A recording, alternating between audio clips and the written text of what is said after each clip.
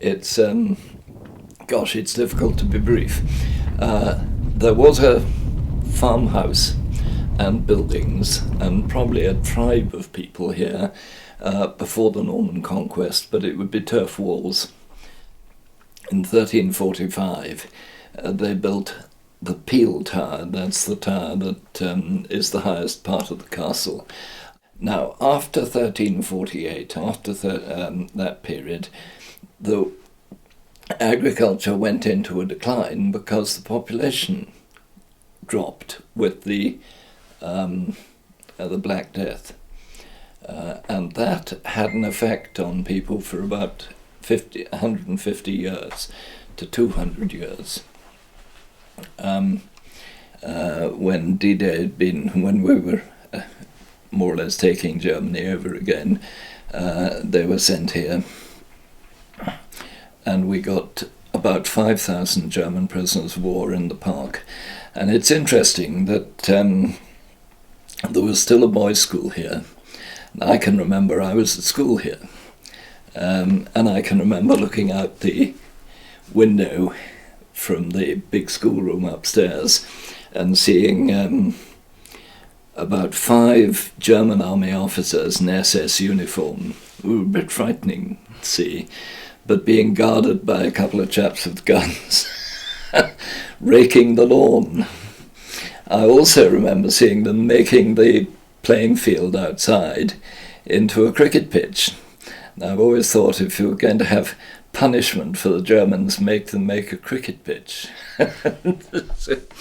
All right, I'm John Clark.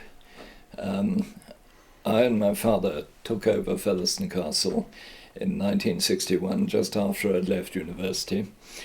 To start with, we had children's organisations used to come and stay in the old school facilities. We also have, they're sometimes called raves, which are really very loud discos. Well, I'm always surprised that people call it music. But obviously it does attract people very much, and they like the rhythm, which seems to be an important part of young people's lives at the moment. I keep on saying I would like to borrow the machine to see whether I can put Shostakovich or Stravinsky or something of that sort on, or Beethoven. But I haven't got around to doing that yet. By the machine, well, those are loudspeakers. And over the last year or two, I've noticed that when, say 10 years ago, we would have discos in the gunroom, we now have large loudspeakers, which are about twice the size and very loud. I've had to say that they can't start playing them outside in the courtyard because the noise travels 4 or 5 miles up the valley and irritates people. But I do see that it is something that people get a certain pleasure from, being able to dance to a dramatic rhythm. I think that it's very exciting for people to be able to come and have a dance and be able to meet each other and talk in different surroundings.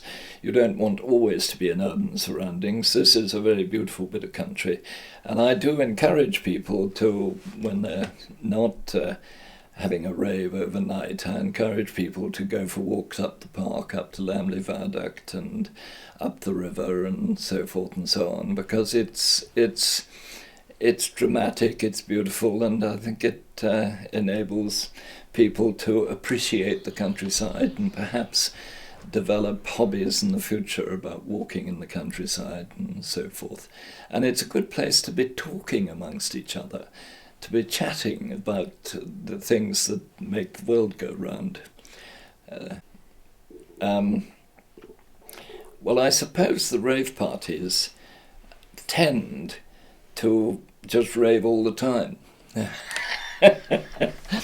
And I have to admit that I do get on quite well with the organisers, and I have said that I thought that it would be a good thing if people were able to learn a bit about the area, learn a bit about the castle, get a little sense of history, go for an afternoon on the Saturday up onto the Roman wall and so forth, and enjoy the countryside.